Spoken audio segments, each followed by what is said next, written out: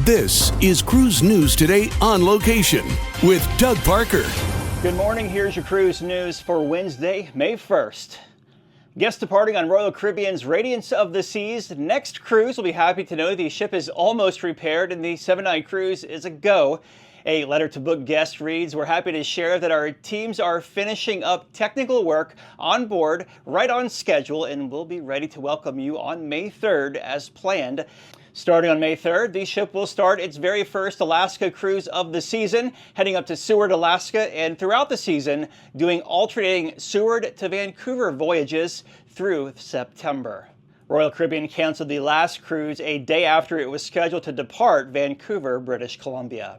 And if you're heading out on NCL this month, this may impact you. Cruise Industry News is reporting that NCL has canceled 5 scheduled stops in Tortola from mid-May to late June due to necessary engine overhauls on the Norwegian Breakaway that required the ship to operate at reduced speed. Now, these cancellations will impact a series of cruises leaving from Port Miami. NCL has extended its stay at Great Stirrup Cay to compensate for the missed visit to Tortola, with the dates of May 16th, May 23rd, and May 30th, as well as June 20th and June 27th.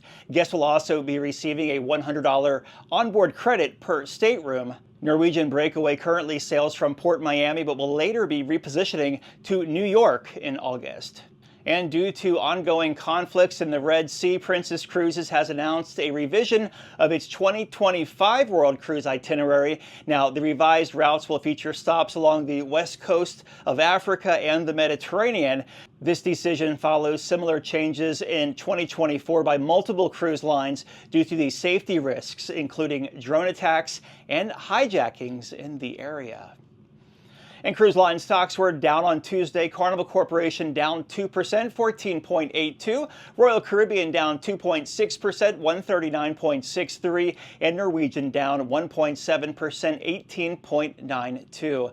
If you have a lead on a story, drop me a line, tips@cruiseradio.net. Here aboard Carnival Forense, anchored in Cabo, had a great lunch at Cabo Wabo, Sammy Hagar's place, and also some beautiful scenery all around us. I'm Doug Parker with Cruise News Today. Have yourself a great Wednesday. Cruise News Today is a production of Cruise Radio. Behind-the-scenes content and extras are now available at patreon.com/cruiseradio.